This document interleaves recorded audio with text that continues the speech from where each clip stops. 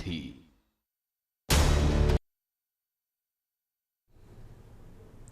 नमस्कार, मैं हूं मनोज मानस। उत्तराखंड की खबरों में आपका स्वागत है। खबरों का रुख करेंगे उससे पहले देख लेते हैं इस वक्त की अहम सुर्खियां। उत्तराखंड विधानसभा के बजट सत्र की तारीख जारी। 9 से 13 मार्च तक भराड़ीसैंण विधानसभा में होगा बजट सत्र। 11 मार्च को पेश होगा बजट। राजकीय दून मेडिकल कॉलेज में पहुंचे सीएम धामी माथुर संस्कार समागम कार्यक्रम में हुए शामिल। मातृशक्ति का अभिनंदन कर जताया सम्मान।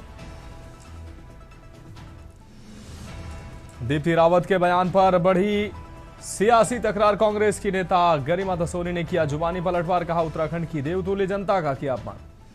बढ़ते अपराध और भ्रष्टाचार के विरोध में जन अधिकार पार्टी जनशक्ति धामी सरकार के खिलाफ किया प्रदर्शन। आजाद अली की अगुवाई में निकाली गई पदयात्रा।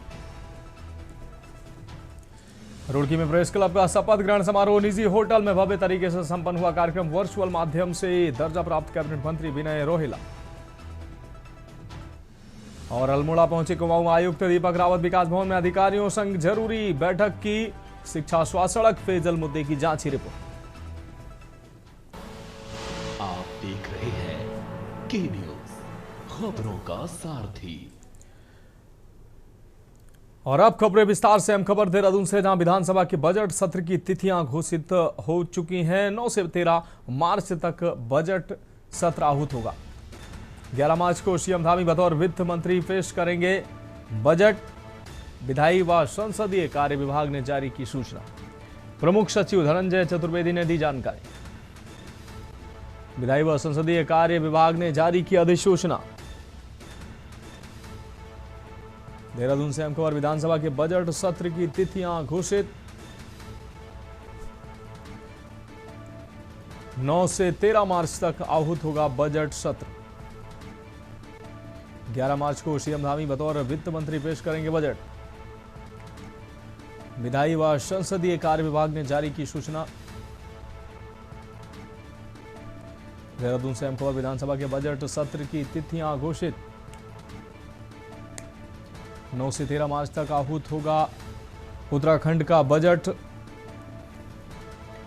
11 मार्च को सीएम धामी बतौर वित्त मंत्री पेश करेंगे बजट। विधायी व संसदीय कार्य विभाग ने जारी की सूचना।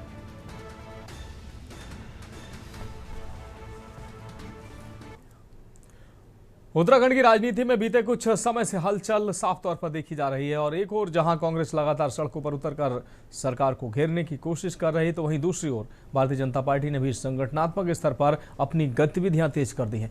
केंद्रीय नेताओं के दौरे, कोर ग्रुप की बैठकें और सरकार के बड़े फैसले इस बात के संकेत है कि प्रदेश की सियासत अब पूरी तरह से चुनावी मोड में आ चुकी है। हालांकि उत्तराखंड विधानसभा चुनाव 2027 में होने हैं, लेकिन राजनीतिक दलों ने अभी से रणनीति बनाना शुरू कर दिया है।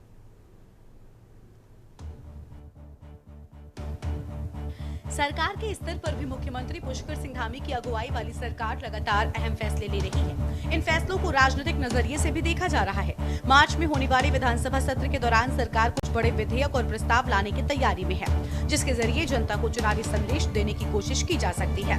विपक्ष का आरोप है कि सरकार चुनाव को ध्यान में रखकर फैसले ले रही है, जबकि भाजपा इसे विकास और जनहित से जुड़ा कदम बता रही है। साथ ही आज आयोजित पंडित दीनदयाल उपाध्याय प्रशिक्षण महाअभियान के तहत प्रदेश स्तरीय बैठक में मुख्यमंत्री पुष्कर सिंह धामी ने भाग लिया। कार्यक्रम में प्रदेश भर से आए भाजपा कार्यकर्ताओं के साथ संगठन की मजबूती और सरकारी योजनाओं के प्रभावी क्रियान्वयन पर चर्चा की गई। वहीं कांग्रेस पर हमलावर रहने वाली भाजपा के द्वारा चुनाव से पहले कुछ पुराने और संवेदनशील मुद्दों को दोबारा उभारना भी सियासी माहौल को गर्मा रहा है, जिसमें मुस्लिम यूनिवर्सिटी का मामला एक बार फिर से चर्चा में है।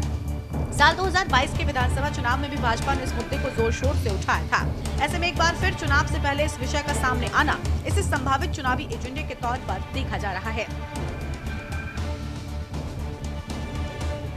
आज पूरे प्रदेश के लिए जो आगे पूरे प्रदेश में सभी कार्यकर्ताओं का, जनप्रतिनिधियों का और जो हमारे पदाधिकारी हैं प्रदेश के मंडलों के, बूथों के, शक्ति केंद्रों के, उन सभी का प्रशिक्षण हो। रीति नीति पद्धति भारतीय जनता पार्टी किस प्रकार से काम करती है, राज्य सरकार, केंद्र सरकार, आदरणीय प्रधानमंत्री मोदी जी के नेतृत्व में जिस प्रकार से नए नए इतिहास रचे जा रहे हैं, नए नए डेवलपमेंट हो रहे हैं और एक हमारी पार्टी की वैचारिक जो सोच रही है, वैचारिक प्रतिबद्धता रही है देश की आज़ादी से लेकर अब तक, तो प्रशिक्षण के हमारे अभियान चलते हैं। उन्हीं अभियानों के लिए आज यहाँ पर पूरे प्रदेश की कार्यशाला आयोजित की गई है।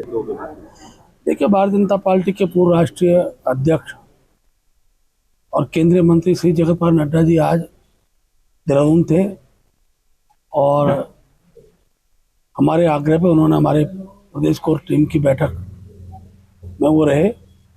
मुख्य रूप से 3 बिंदुओं पर बैठक में चर्चा हुई। सबसे पहले तो मैं नड्डा जी का हृदय से आभार व्यक्त करता हूँ। उन्होंने पिछले दिनों के कार्यक्रम और सरकार की गतिविधियों पर सरकार और संगठन की पीठ थपथपाई और ये तय हुआ कि आगामी दिनों के अंदर और अब गति से अपने संगठन के स्वरूप का विस्तार करेंगे। 3 महत्वपूर्ण विषय है। पहला विषय तो सरकार का कार्यकर्ताओं समन्वय, सांसद हो, विधायक हो, मंत्रीगण हो, ये समन्वय स्थापित होना चाहिए। और जनता आप देख रहे हैं कि कैसे कांग्रेस के साथ कंधे से कंधा मिलाकर चल रही है। जनता कांग्रेस को अपना देख रही है कि भविष्य कांग्रेस के साथ ही है। ये सरकार जाएगी जहां पर अपराध, भ्रष्टाचार चरम सीमा पर पहुंच चुका है, जनता ऊब चुकी है। हर तरह से महिलाओं का उत्पीड़न हो रहा है, किसान का उत्पीड़न हो रहा है, मनरेगा बदल दिया गया है, युवाओं को रोजगार नहीं मिल रहा। प्रदेश में बढ़ती राजनीतिक सरगर्मी को देखते हुए अन्य विपक्षी दलों के साथ अब कांग्रेस भी आक्रामक रुख अपनाती हुई नजर आ रही है। आमतौर पर शांत माने जाने वाली कांग्रेस इन दिनों लगभग हर दिन किसी न किसी मुद्दे को लेकर बड़े नेता हाल में प्रदर्शन कर चुके हैं। पार्टी ने सरकार पर कानून व्यवस्था को लेकर पूरी तरह से फेल होने का आरोप लगाया है और भाजपा इसको कांग्रेस का चुनावी एजेंडा बताते हुए नहीं थक रही है। देखो, उत्तराखंड क्रांति दल ने शुरू से ही जो जनता के मुद्दों के लेकर के हमेशा सरकार को घेरती रही है और वर्तमान में जिस तरह से हमारा घर घर चर्चा हर घर पर्चा की जो कार्रवाई पूरे ब्लॉक स्तर पर, ग्राम स्तर पर चल रही है, वो हमारी तैयारियों में शुमार है। और दूसरी तरफ ये है कि हमने हर क्षेत्र में जो भी वहाँ पर कार्यकर्ता है, चुनाव में 70 के 70 विधानसभाओं में जो भागीदारी होगी वो हमारे एक यहाँ से एक केंद्र से एक टीम होगी और जो टीम वहाँ पर स्थानीय लोगों का जो के प्रति वहाँ पर जो प्रत्याशी होने वाला है उस प्रत्याशी का कैसा काम है उसको देखते ही चयनित कर उनको हम फाइनल उम्मीदवारी के रूप में उतारेंगे। ये परिवर्तन का आगाज है, ये जनता का, उत्तराखंड की जनता का आह्वान है। वो कह रही है परिवर्तन परिवर्तन परिवर्तन, और सड़क के किनारे खड़े लोग कह रहे भाजपा गई गई गई। देखिए, भारतीय जनता पार्टी का जैसा संगठन का हमारा कार्य है, निरंतर हम लोग अपने कार्यकर्ताओं को सक्रिय करते रहते हैं और हमारी यहाँ पर सरकार है। सरकार के माध्यम से भी अनेक प्रकार के कार्यक्रम हमारे चल रहे हैं। वर्तमान समय में जन जन की सरकार, जन जन के द्वार कार्यक्रम हमारा चला हुआ है और उसके कारण से जनता भारतीय जनता पार्टी की ओर आकर्षित हो रही है और जनता का विश्वास भी भारतीय जनता पार्टी पर है। और आगे जो चुनाव 2027 में होंगे, उस चुनाव में अभी हम जिन सीटों पर विजय प्राप्त नहीं किए हुए हैं, काफ़ी हमने उसमें फोकस किया हुआ है और हम समझते हैं कि वो जो सीटें पिछली बार किसी कारण से नहीं जीत पाए। कांग्रेस ने 16 फरवरी को एक बार फिर राजभवन तक का बड़ा प्रदर्शन कर प्रदेश में भाजपा शासन को बदलने का दावा किया, जिसमें बड़ी संख्या में कार्यकर्ता भी शामिल रहे। कांग्रेस का कहना है, यह आंदोलन सिर्फ राजनीति के लिए नहीं रहा, बल्कि जनता की सुरक्षा, कानून व्यवस्था जैसे गंभीर मुद्दों को लेकर है। देखा जाए तो उत्तराखंड की राजनीति आने वाले समय में और ज्यादा गर्म होने वाली है। भाजपा जहां संगठन और सरकार के दम पर चुनावी तैयारी में जुटी है, तो वहीं कांग्रेस भी आक्रामक विपक्ष की भूमिका निभाते हुए जनता के बीच जाने की कोशिश कर रही है। 2027 के विधानसभा चुनाव भले ही अभी दूर हो, लेकिन प्रदेश में सियासी जंग का आगाज हो चुका है। Uttarakhand desk report. अगली खबर का रुख करेंगे खबर देहरादून से, जहां जिला प्रशासन ने जमीन कब्जे के मामले में सख्त रुख अपनाते हुए टिहरी बांध परियोजना के अंतर्गत विस्थापित एक निम्न मध्यम वर्गीय पहाड़ी दंपति को उनका वैध आवासीय भूखंड दिलाया। ग्राम अटक फार्म, तहसील विकासनगर में 15 वर्षों से अतिक्रमित भूखंड संख्या 29 पर प्रशासन ही प्रशासन की त्वरित कार्रवाई हुई। शिकायत मिलने पर जिलाधिकारी के निर्देश पर गठित संयुक्त जांच टीम ने मौके पर जांच कर राजस्व अभिलेखों को मिलान किया। जांच में अवैध कब्जा पाया जाने पर खसरा संख्या 301, 302 और 303 से अतिक्रमण हटवाकर लाभार्थियों को विधि सम्मत कब्जा सौंपा गया है। विस्थापित दंपति ने वर्षों के बाद न्याय मिलने पर जिला प्रशासन का आभार जताया। प्रशासन ने स्पष्ट किया है कि भूमि माफियाओं और अवैध कब्जों के खिलाफ कार्रवाई लगातार जारी रहेगी।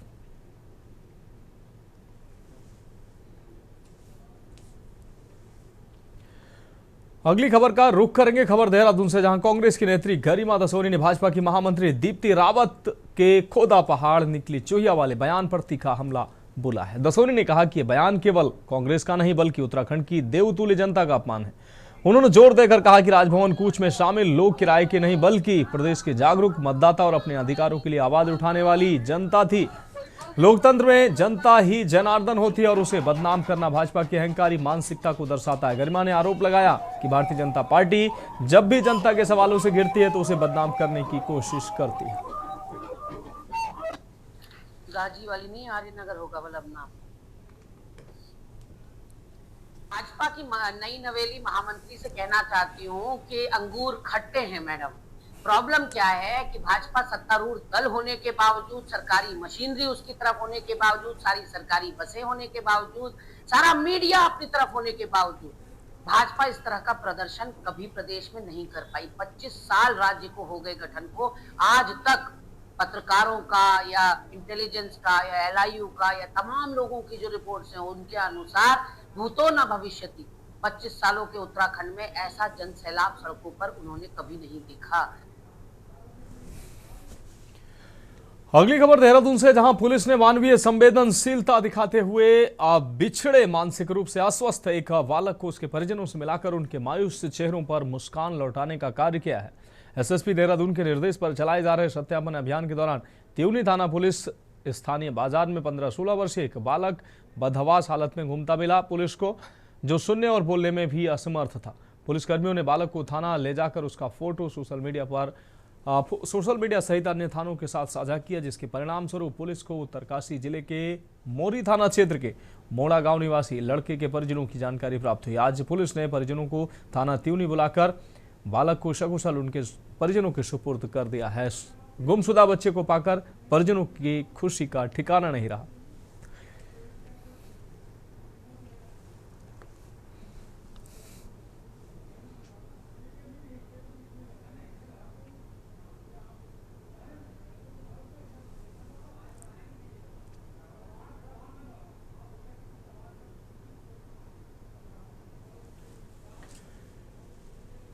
खबर अल्मोड़ा से, जहां कुमाऊं आयुक्त दीपक रावत ने अल्मोड़ा कलेक्ट्रेट का औचक निरीक्षण किया। इस दौरान उन्होंने विभिन्न शाखाओं का जायजा लेते हुए लंबित मामलों की समीक्षा की और अधिकारियों को समयबद्ध एवं गुणवत्तापूर्ण निस्तारण के निर्देश।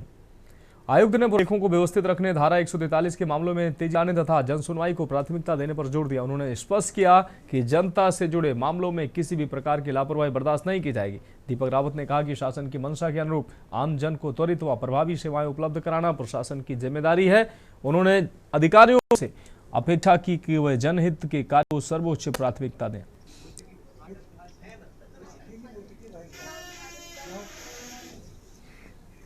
देखिए, अभी तो मैं कलेक्ट्रेट का इंस्पेक्शन कर रहा हूँ। इससे पहले मैंने जो यहाँ पे कटरा रोड का इंस्पेक्शन किया और वहाँ पे जो पुराने मामले चल रहे हैं उसमें तेजी लाने के लिए कहा, विशेषकर जो मामले 2020 या 21 से चले। उसके बाद जो अल्मोड़ा कलेक्ट्रेट में जो रिकॉर्ड रूम है, इसकी अहमियत बहुत ज़्यादा इस वजह से है कि इसमें बहुत से रिकॉर्ड्स ऐसे हैं कि जो दुर्लभ हैं, और दूसरा ये भी है कि ये रिकॉर्ड्स अगर हम इनको अभी से एक तरीके से रेस्टोर नहीं करते और इनको प्रिजर्व नहीं करते तो हो सकता है ये ख़त्म भी हो जाए। और बहुत से लोग जो इस पर शोध करना चाहते हैं, कॉलोनियल हिस्ट्री पर रिसर्च करना चाहते हैं या ब्रिटिश हिस्ट्री पर रिसर्च करना चाहते हैं, उनके लिए बहुत लाभदायक हैं और कई बार लोग इनफैक्ट इसकी पूछताछ करते हुए यहाँ आते भी हैं। बढ़ेंगे अगली खबर की ओर। खबर काशीपुर से, जहां सभी से है, जहां आज सुशासन का ऐसा नजारा देखने को मिला। आपको बता दें, जिसने जनता के दिल में भरोसे की नई लौ जलाई है। जन जन की सरकार जन जन के द्वार अभियान के तहत आयोजित भव्य बहुउद्देशीय शिविर में शासन खुद चलकर जनता के द्वार पहुंचा। पुष्कर सिंह धामी के विजन को जमीन पर उतारते हुए प्रशासन ने एक ही छत के नीचे तमाम विभागों को खड़ा कर अलग अलग समस्याएं, शिकायतों से जूझ रहे सैकड़ों लोगों को समाधान के जरिए राहत पहुंचाई। नगर निगम के मेयर दीपक बाली के मौजूदगी ने कार्यक्रम को नई ऊर्जा दी। वहीं एसडीएम काशीपुर अभय प्रताप सिंह की कार्यशैली भी चर्चा का केंद्र बनी रही। उन्होंने मुस्तैदी, अनुशासन और त्वरित निर्णय क्षमता से कार्यक्रम को प्रभावी परिणामदायी बनाया।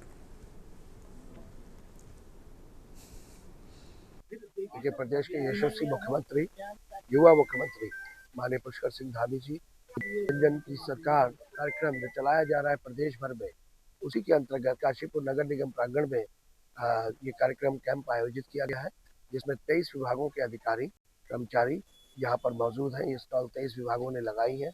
हमारे यहाँ पर उप जिलाधिकारी महोदय मौजूद है, साथ में नगर आयुक्त महोदय मौजूद है, हमारी ब्लॉक प्रमुख चंद्रप्रभा जी मौजूद है। तो यहाँ पर अभी तक लगभग 75 के आसपास शिकायतें आ चुकी हैं। अभी जो नगर निगम काशीपुर में कैंप लग रहे हैं, अभी तक टोटल 60 के आसपास शिकायतें प्राप्त हुई। अभी कार्यक्रम चल रहा है तो अभी और सिखाएंगे। इसमें समस्त विभागों के कर्मचारी अधिकारी यहाँ उपस्थित हैं। एक एक करके समस्याएं सुनी जा रही हैं, उनको निर्देशित किया जा रहा है कि जो भी उचित कार्रवाई हो, जल्द से जल्द कार्रवाई हो किसी भी समस्याओं का समाधान करने के लिए। इसके अलावा कुछ ऐसी समस्याएं आ रही हैं जो मौके पे ही उनका समाधान हो जा रहा है, तो उसको हम लोग मौके पे ही निस्तारित कर रहे हैं। फिलहाल खबरों में वक्त है एक अहम ब्रेक का, जल्द हाजिर होंगे। आप देख रहे हैं के न्यूज खबरों। ब्रेक के बाद उत्तराखंड की खबरों में एक बार फिर से आपका स्वागत है। अब बात अगली खबर की करेंगे। खबर अल्मोड़ा से, जहां एक दिवसीय दौरे में अल्मोड़ा पहुंचे कुमाऊं आयुक्त दीपक रावत ने विकास भवन सभागार में अधिकारियों की महत्वपूर्ण बैठक ली, जिसमें जिले के सभी विभागीय अधिकारी मौजूद रहे। बैठक में आयुक्त ने विकास कार्यों और जन कल्याणकारी योजनाओं सहित लंबित प्रकरणों के निस्तारण की गहन समीक्षा की। साथ ही अधिकारियों को निर्देश दिए हैं कि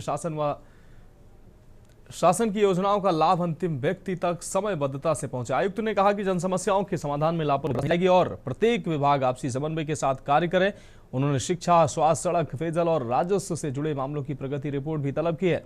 इस दौरान सभी विभागों द्वारा अपने विभागों की कार्य योजनाओं की जानकारी दी गई। आयुक्त ने आपको बता दें, क्वारब मार्ग की वर्तमान स्थिति, यातायात व्यवस्था और निर्माण मरम्मत कार्यों की प्रगति की भी समीक्षा की है।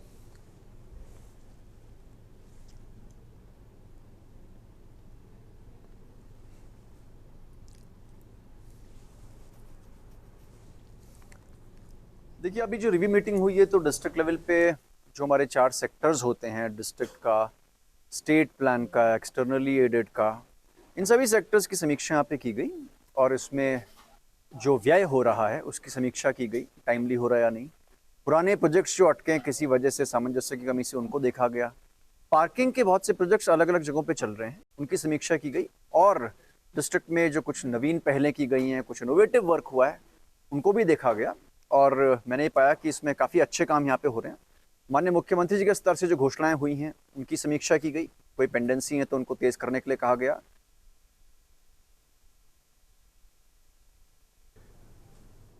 बढ़ेंगे अगली खबर की ओर। खबर विकासनगर से है, जहां प्रदेश में बढ़ते अपराध व भ्रष्टाचार के मुद्दे को लेकर आज जनाधिकार पार्टी जनशक्ति ने पदयात्रा निकालकर प्रदेश सरकार के खिलाफ जमकर नारेबाजी करते हुए सेलाकुई बाजार में पार्टी के राष्ट्रीय अध्यक्ष आजाद अली की अगुवाई में पार्टी के सैकड़ों कार्यकर्ताओं ने हाथों में तख्तियां लेकर, बैनर पोस्टर लेकर बढ़ते अपराध, भ्रष्टाचार, बेरोजगारी और अंकिता हत्याकांड से को लेकर अन्य मुद्दों की भी तख्तियां लेकर पदयात्रा निकालकर विरोध जताया। इस दौरान पार्टी के राष्ट्रीय अध्यक्ष आजाद अली ने प्रदेश में बढ़ते अपराध और बेरोजगारी जैसे मुद्दों पर प्रदेश की धामी सरकार को जिम्मेदार ठहराया।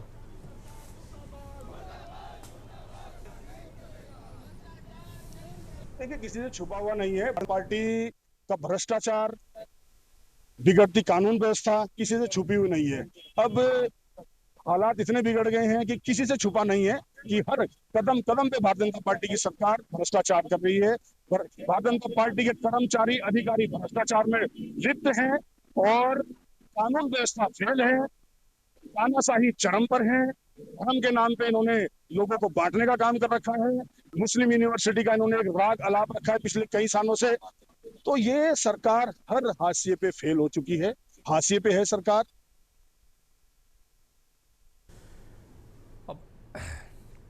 अब बढ़ेंगे अगली खबर की ओर। खबर विकासनगर से, जहां हरबटपुर में नवनिर्मित श्री खाटू श्याम मंदिर के प्राण प्रतिष्ठा महोत्सव में कल प्रदेश के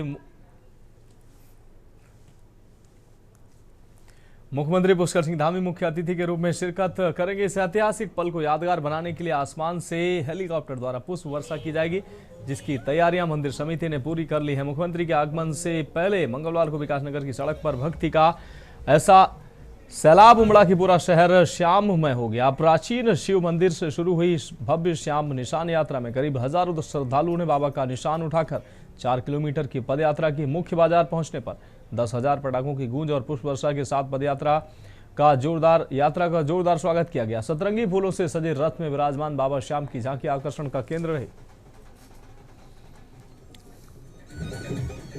ये आस्था का समुंदर है और बाबा खाटू श्याम की महिमा आप देखिए कि स्वस्फूर्त तरीके से हजार लोग सुबह से लेकर के सड़कों पर है और हमारे क्षेत्र के लिए बहुत ही सौभाग्य की बात है कि बाबा का चरण हमारे क्षेत्र में पड़ने जा रहे हैं और ये आध्यात्म का एक जनसैलाब है।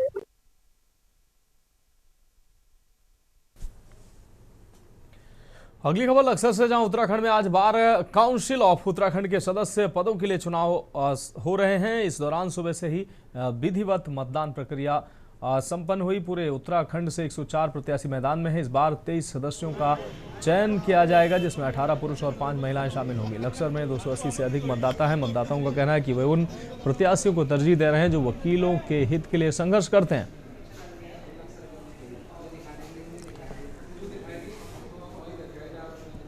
ये उत्तराखंड बार काउंसिल का आज चुनाव है और पूरे प्रदेश से 104 उम्मीदवार मैदान में हैं, जिनमें से 23 लोगों का चयन हमें करना है। वरीयता के आधार पर मत दिया जाता है, प्रथम, द्वितीय, तृतीय, चतुर्थ, जो भी किसी को वोट देनी है। और इनमें से 23 में से 18 पुरुष और 5 महिलाएं। नहीं, सो पूरे स्टेट में आज चुनाव है बार काउंसिल का और इसमें क्योंकि 25 सदस्य जो नॉमिनेट होने हैं उन्हीं में से आगे फिर चेयरमैन बनना है, उसका चुनाव अलग से होगा। और फिलहाल एक बिल्कुल अच्छे वातावरण में चुनाव हो रहा है, बहुत सभी को खुशी है।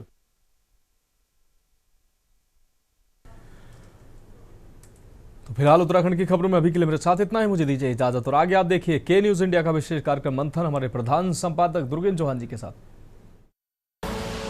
आप देख रहे हैं के न्यूज।